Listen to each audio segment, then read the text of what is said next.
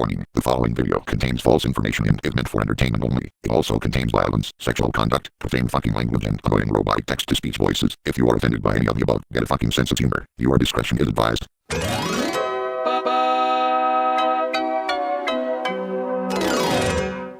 Bag, the patterns are swell.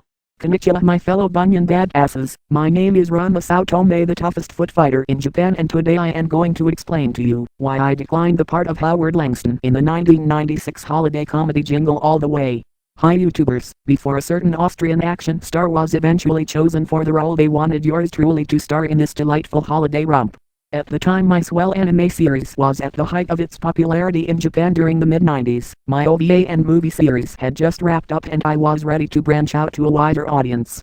Then one day some American filmmakers from 20th Century Fox and 1492 Pictures approached me to express their interest in my performance from my Swell show and OVA series, and asked if I would be interested in starring in their big film project, about a workaholic father who has to track down a gift for his son on Christmas Eve, resulting in a series of madcap hijinks including a bitter rivalry with an obsessed mailman.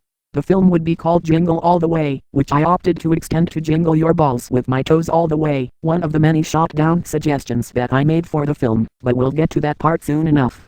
Naturally, the idea of starring in an American film could boost my image and help me gain more recognition outside my home country and get me more roles as an international film star, so I accepted the part without any hesitation. Now onto the film's production during my time on the set. Now you'd probably think that since a martial artist like myself stars in this movie that this would be the sort of movie to have a bit of action-packed excitement mixed in with comedy, but the truth is there was little to no physical fighting in this movie. But that still didn't stop yours truly from making several suggestions to make this holiday romp more of a lively toe-to-toe thrill ride before eventually leaving the film's production. Firstly, there was the bitter competition between Howard Langston and the film's main protagonist, a surly mailman by the name of Myron Larrabee, played by comedian Sinbad, who competes with my character throughout the film to track down the elusive Turtle Man action figure.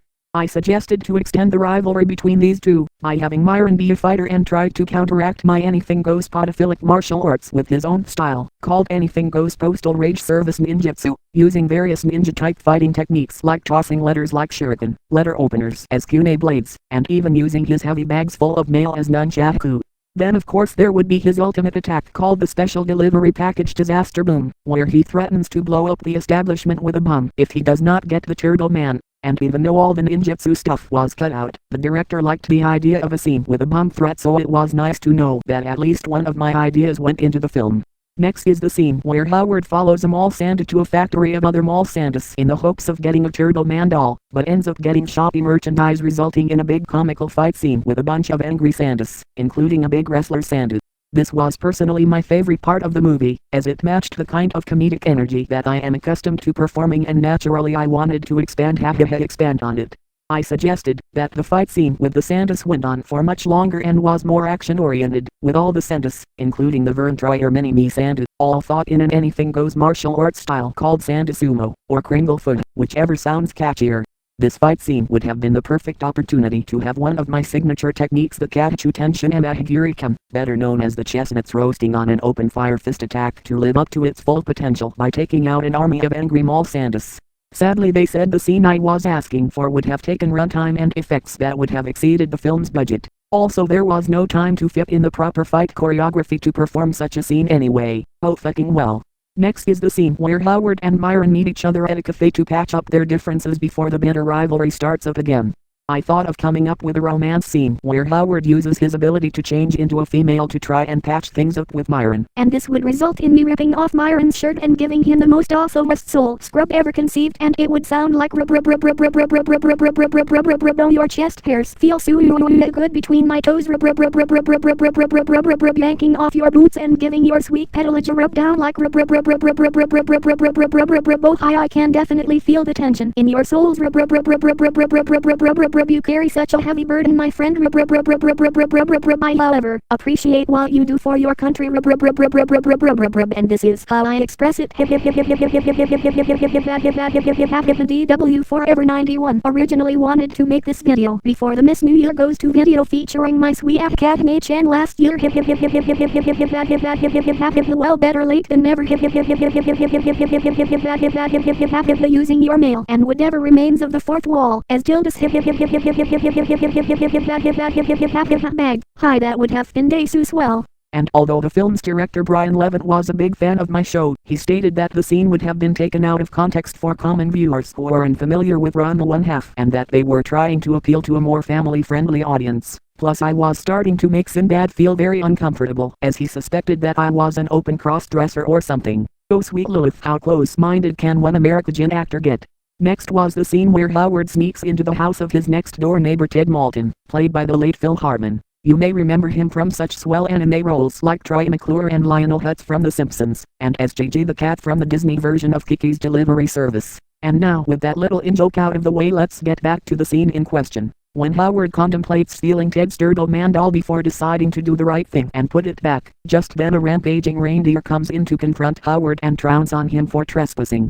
I of course wanted to make the scene more action-packed by duking it out with said reindeer with my special martial arts technique anything goes reindeer wrestling, where I tackle the reindeer and soul smother it into submission, maybe even adding in a scene with me picking between my toes with its antlers and even relieving some of its tension by massaging its testicles with my silky smooth pork buns until it gushes a tsunami of love juices all over the living room and outside, adding another layer of snow to the ground.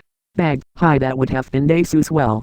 They of course passed on this scene since they wouldn't want Pit to get on their case for animal cruelty. Again, the 90s were not as open-minded as today. Finally there was the film's epic finale, where Howard goes to the parade and unwittingly becomes the stand-in for Turtle Man and presents the Turtle Man doll to his son at the parade. And of course the final confrontation with Myron the mailman, who comes in dressed as Turtle Man's arch-nemesis Dementor, and tries to chase down Howard's son Jamie Langston, played by Jake Lloyd, and Howard has to try and save his son and stop Myron by using the features on the Turtle Man costume. Since this was the film's epic finale, my suggestion for this scene was to use my anything goes podophilic martial arts to subdue the demon team and foot fight my way to the disgruntled mailman, and then using my personal favorite signature technique, the chest hairs roasting on an open fire soul scrub attack, taught to me by my soul sensei / pimp mama Nabiki Tendo, to finish him off with a phenomenal climax, pun intended, and it would all sound like it's turtle time baby. You can always count on me to give you satisfaction. By the way, Mr. Sinbad, I love your performance in the Red Fox show and A Different World. Let me give that big brain jar of yours a nice shine. Have a taste of some of this soul scrub brew courtesy of the Medgok Cartel. And I will confirm that we have Swell and the entire Medgok Cartel from the Unwrap game series, and they are now the main benefactors of the 4 Pimp Nights. But enough promotional tie-ins, it's happy ending time. Now let's feel those love juices blast off into the sky with my turtle rocket. Turtle Man. Bag, hi, that would have been day so swell. Sadly, when I showed up on set the next day, I found out that they had brought in you-know-who to replace me in the movie and present me the pink slip, stating that they were getting sick of all my outrageous suggestions to the scenes and harassing Sinbad with my homoerotic advances towards him. Just you wait, Sinbad, one day you're going to open your mind to the wonders of podophilia, and when you do, I'll be there to give you the scrub down of a lifetime. But anyways, that's how I was almost in the movie Jingle all the way. And although the film ended up becoming a swell hit with the addition of Arnold Kuhn as its leading man, I just can't help but wonder what it would have been like if any of my swell suggestions actually made it to the film, and had actually gotten Sinbad into the soul sack while I was still part of the production. Anyways, dono arigato for watching, and I hope you all enjoyed your holiday season from everyone in the Saotome Toku Sentai. Sayonara for now, and happy 2020 to all you swell foot fanatics. Peace out.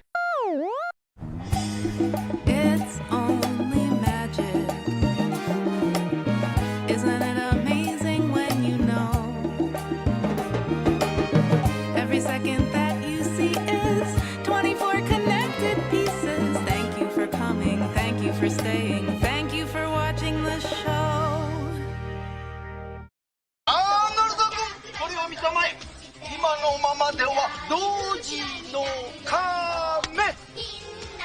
今のままでは同時の亀。今のままでは同時の亀。よし。今のままでは出て。ぽいぽい。ああ。